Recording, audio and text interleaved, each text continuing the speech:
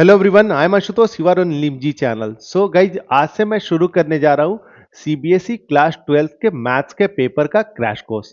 ठीक है गाइज, मैं उस एग्जाम का क्रैश कोर्स स्टार्ट कर रहा हूँ जो कि होने वाला है मार्च 2025 में।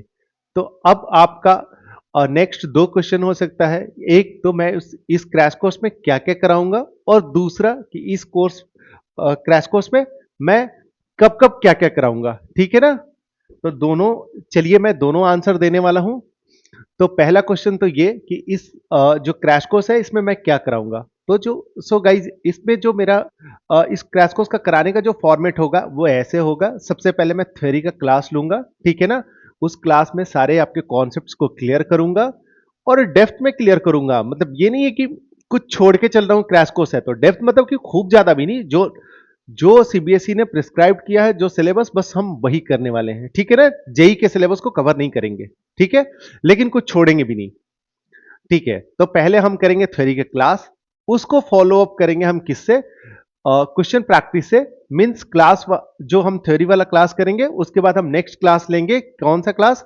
उसमें हम करेंगे एनसीईआरटी और एग्जाम्पलर के सिलेक्टेड क्वेश्चंस। ठीक है गाइज, सिलेक्टेड कहने के मतलब कि सिर्फ कुछ नहीं, इसमें मोर देन 50% क्वेश्चंस को हम कराएंगे। सिर्फ वैसे क्वेश्चंस को छोड़ देंगे जो कि एक ही जैसा है, या फिर उनको छोड़ देंगे जो हम पास्ट ईयर पेपर्स में करने वाले हैं। यानी कि एक ही क्वेश्चन को बार बार नहीं करेंगे हम, ठीक है ना। अवॉइड करेंगे कि एक ही टाइप के क्वेश्चंस को बार बार करें। अलग अलग करके हम अलग अलग कुछ सीखेंगे। ठीक है, तो इस तरह से समझ लीजिए कि हम लोग पूरा एनसीईआरटी और एग्जाम्पलर कवर करने वाले हैं। जो मैं छोड़ूंगा वो आपके लिए होमवर्क रहेगा, तो आपको करना रहेगा। उसको फॉलो अप करेंगे हम किससे? पास्ट ईयर पेपर से। ठीक है गाइज, तो ये क्वेश्चन प्रैक्टिस कराने के बाद मैं नेक्स्ट सेशन लूंगा पास्ट पेपर्स का। ये भी बहुत बहुत इंपॉर्टेंट है। क्यों? क्योंकि एक तो इससे आपको आइडिया मिलता है कि सीबीएसई के एग्जाम में पूछता क्या है, और दूसरा, कई बार बहुत सारे क्वेश्चंस रिपीट हो जाते हैं। पिछले 5 साल का करेंगे तो 30-40% तो क्वेश्चंस उनमें से ही रिपीट हो जाएंगे, तो वो भी फायदा है। और ये जो पास्ट पेपर्स वाला क्लास कराऊंगा, इसी में मैं टॉपर का आंसर की भी डिस्कस करूंगा। टॉपर के आंसर की मेरा कहने का मतलब ये है कि सीबीएसई, आपको पता होगा कि सीबीएसई हर एक साल टॉपर्स के आंसर की को रिलीज कर देती है कि टॉपर्स ने कैसे लिखा था तो वो टॉपर्स बना था। सो गाइज, आपको, अगर आप सीबीएसई एग्जाम को दे रहे हैं तो उसमें नॉलेज के साथ साथ आपको स्टेप्स भी आना चाहिए कि आप कैसे लिख रहे हैं। अगर आप स्टेप्स सही से नहीं लिखेंगे तो 1-2 मार्क्स उसके चलते कट जाता है। तो वो आप कहां से सीखेंगे? टॉपर्स के आंसर की से। ठीक है गाइज, तो टॉपर्स के आंसर की से हम लोग स्टेप कैसे लिखना है वो भी सीखेंगे। और जब मैं टॉपर्स के आंसर की को डिस्कस करूंगा तो वहां पे आपको वेरिएशन भी बताऊंगा कि ये टॉपर्स ने ऐसे लिखा है, इसके बदले आप ऐसे लिखते तो भी मार्क्स आता, ऐसे लिखते तो भी मार्क्स आता आपको। ठीक है ना? फुल मार्क्स आता। क्लियर है? तो ये सब डिस्कस करूंगा सीक्वेंस में। सबसे पहले ये, इसके बाद ये, इसके बाद ये, दोनों एक साथ। ठीक है ना? मीन्स हर एक चैप्टर में मोरलेस 3 क्लास होगा। ठीक है, अब देख लीजिए टाइमलाइन कि मैं आपको कब कब और कैसे कराने वाला हूं। तो मैं आज से चालू कर रहा हूं। पहले रिलेशन का थ्योरी कराऊंगा, फिर एनसीईआरटी और एग्जाम्पलर के क्वेश्चंस कराऊंगा, फिर प्रीवियस ईयर पेपर के क्वेश्चंस कराऊंगा। तो देख लीजिए, तो गाइस, ये 3 क्लास में अ, ये अ, 3 क्लास में रिलेशन कवर हो गया। ठीक है ना गाइस? उसके बाद फंक्शन कराऊंगा, और मैं आईटीएफ अभी नहीं करा रहा हूं। मेरा मानना है कि आईटीएफ एक तो 3 मार्क्स का है और दूसरा फॉर्मूला बेस्ड है, तो बहुत कर लेते हैं लोग, तो उसको मैं सबसे लास्ट में कराने वाला हूं। ठीक है गाइस, तो मैंने उसको बस स्किप किया, बाकी नहीं, बाकी सीक्वेंस में चलते हैं। मैट्रिसेस एंड डिटर्मिनेंट तो इजी है, कॉन्टिन्यूटी, डिफरेंशिएबिलिटी, फिर ऐसे चलेंगे। तो देखिए, ये हुआ फर्स्ट पार्ट। इसके बाद फिर हम 19 से इंटीग्रल यहां से शुरू करेंगे, 11 जनवरी से 4 फरवरी तक, यहां तक हम 3D खत्म कर देंगे। इसके बाद हमारा बचा रहेगा एलपीपी, प्रोबेबिलिटी और आईटीएफ। तो एलपीपी तो बहुत इजी है, तो एलपीपी को थोड़ा हम कराएंगे बाद में। प्रोबेबिलिटी तो ऐसे इजी में नहीं आता है, लेकिन जो आपका सिलेबस है वो मोर और लेस इजी ही है। ठीक है गाइस, फिर उसके बाद हम कराएंगे आईटीएफ, और इस तरह से आपका सिलेबस खत्म हो जाएगा 15 फरवरी को। ठीक है गाइस, और सीबीएसई के एग्जाम स्टार्ट हो रहा है 17 फरवरी से। ठीक है ना गाइस? साइंस वाले के लिए आई थिंक 21 को है पहला पेपर फिजिक्स।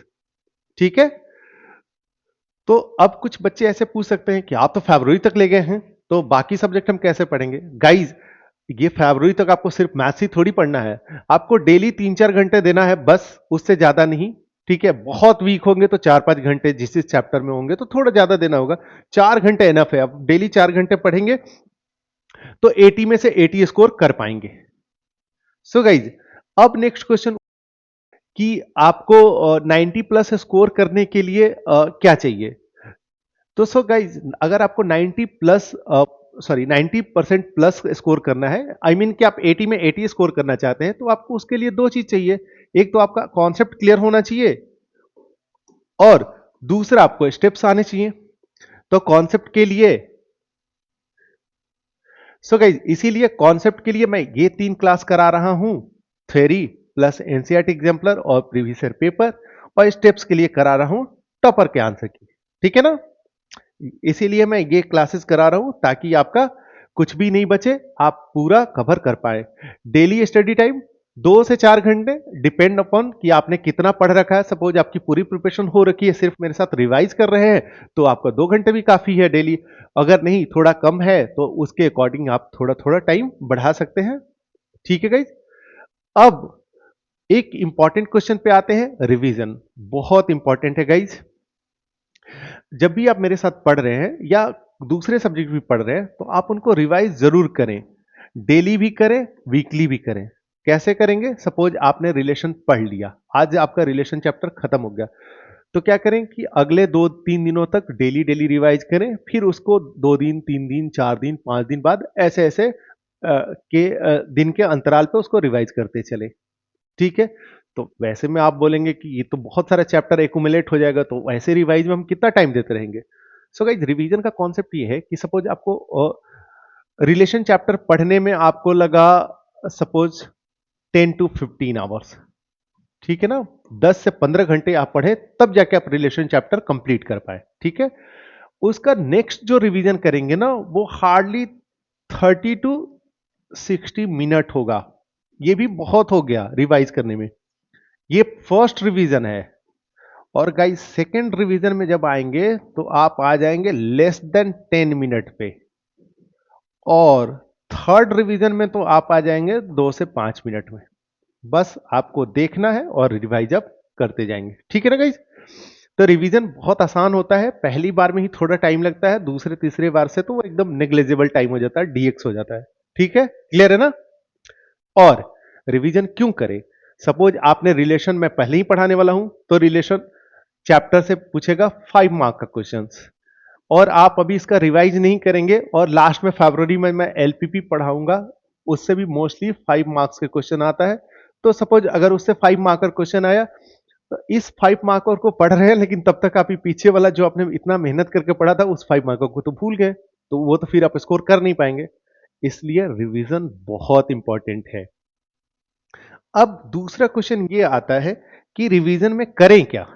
ठीक है ना? रिवीजन में क्या क्या करें? तो गाइज, आपका जो रिवीजन होना चाहिए, उसमें होना चाहिए concept, important questions. Important questions वो होने चाहिए जिसमें या तो आप फंसते हैं, या तो वैसे क्वेश्चन है कि जिसका फॉर्मेट या स्टेप्स आपको याद रखने हैं, तो वो सारे।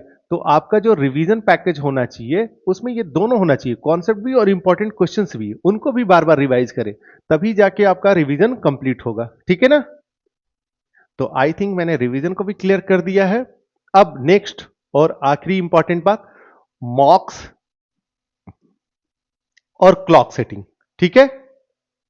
सो गाइज, मॉक्स देना भी इंपॉर्टेंट है। मॉक्स मतलब कि सैंपल क्वेश्चन पेपर जो सीबीएसई देती है वैसे, या कोई निकालता है कोई पब्लिशर्स, तो उसके सैंपल क्वेश्चन पेपर को या प्रीवियस ईयर पेपर को। मॉक टेस्ट का मतलब ये होता है कि आपका पेपर एकदम सेम जो पेपर आने वाला है उसी डिजाइन में हो और उतनी ही ड्यूरेशन को हो, यानी कि 3 घंटे का हो। ठीक है? तो गाइज, मॉक पेपर देने से क्या फायदा है? सो गाइज, मॉक पेपर देंगे तो आप उससे टाइम मैनेजमेंट सीखेंगे। कैसा टाइम मैनेजमेंट? सपोज आपका पेपर होने वाला है 3 घंटे का। ठीक है गाइज? 3 घंटे के पेपर को सपोज 2 स्टूडेंट दे रहे हैं, एक ने दिया 3 घंटे पूरा किया लेकिन तो भी सारे क्वेश्चन आंसर नहीं कर पाया, सपोज 10 मार्क्स का क्वेश्चन रह गया। दूसरा एक स्टूडेंट है एक्सक्यूज मी, दूसरा एक स्टूडेंट है कि उसने 2.5 घंटे में ही पेपर कर लिया। उसे लगा कि कहीं लेट ना हो जाए तो वो 2.5 घंटे में पेपर कर लिया। जब बचे हुए 2.5 घंटे बाद तो बाहर निकल नहीं सकते हैं, तो बाकी बचे हुए आधे घंटे में वो जब रिवाइज करने लगा तो उसने रियलाइज किया कि बहुत सारे क्वेश्चंस में उसने जल्दी जल्दी में कर लिया है, स्टेप्स उसने प्रॉपर लिखा ही नहीं है। सो एक्सक्यूज मी, सो आपको एग्जाम में अगर कोई ऐसा पर्सन रहे कि जो आपको बताते चले कि 45 मिनट्स के बाद आपको बताए कि हाँ भाई तुम ठीक हो, तुम्हारा स्पीड सही चल रहा, एग्जैक्टली तुम 3 घंटे में पेपर आराम से कर लोगे, ठीक है, तो ये कौन बताएगा? ये बताएगा टाइम मैनेजमेंट। जब आप मॉक देंगे ना, तो मॉक पेपर को जब 3 घंटे में देंगे तो आप उसमें रियलाइज करेंगे कि आपको कितना टाइम लग रहा है। तो इसी तरह से जब 4-5 मॉक दे लेंगे तो आपका टाइम मैनेजमेंट एकदम सही होगा। मॉक्स भी गाइज बहुत सारे नहीं देने हैं, 5 मॉक्स बहुत है, एनफ है। उससे ज्यादा देंगे तो कोई प्रॉब्लम नहीं है, खराब नहीं है, लेकिन 5 मॉक्स काफी है। दूसरा, अपने स्ट्रेंथ और वीकनेसेस को आइडेंटिफाई कर पाएंगे। यहां पे स्ट्रेंथ और वीकनेसेस कहने का मतलब ये है गाइज कि जैसे केस स्टडी पूछता है, तो बहुत सारे बच्चे केस स्टडी से डरते हैं, उसको बहुत बड़ा दिखाते हैं, जबकि जनरली वो इजी रहता है। तो केस स्टडी से आप डरते हैं, तो अगर केस स्टडी से डरते हैं तो सेक्शन ई को पहले आप टच नहीं करेंगे, ठीक है ना, केस स्टडी वाले को छोड़ देंगे, उसको बाद में टच करेंगे। बहुत बच्चे ऐसे होते हैं कि जिनको उन पे ही लालच रहता है कि अरे केस स्टडी तो इजी रहता है, कर लूंगा, फिर वो लॉन्ग आंसर को पहले करना चाहते हैं कि ताकि बड़े बड़े वाले क्वेश्चंस जो ज्यादा मार्क्स वाले हैं वो पहले कर ले। तो आपको अपने अकॉर्डिंग कि आपकी स्ट्रेंथ क्या है, आप लॉन्ग आंसर को पहले करना चाह रहे हैं तो आप सेक्शन डी से स्टार्ट करेंगे आंसर करना। और बहुत सारे टॉपर को मैंने देखा है कि सेक्शन डी से स्टार्ट करते हैं वो आंसर करना। तो इससे क्या है कि आप जब मॉक प्रैक्टिस करेंगे तो उससे आपको आइडेंटिफाई कर पाएंगे कि अपने स्ट्रेंथ और वीकनेसेस को, ठीक है गाइस। तीसरा, एसएस नॉलेज, आप अपने नॉलेज को जान पाएंगे कि कितना नॉलेज है, किस किस चैप्टर में आप फंस रहे हैं, तो अकॉर्डिंगली आप रिवाइज कर पाएंगे, ठीक है ना। Help in making the exam strategy, तो मैंने बता ही दिया कि टाइम मैनेजमेंट और अपने सेक्शन स्ट्रेंथ वीकनेस के अकॉर्डिंग आप अपना स्ट्रैटेजी बना पाएंगे। उसके बाद फिफ्थ, लोग इसको, अच्छा क्लॉक सेलिंग है, ये सेटिंग होगा गाइज।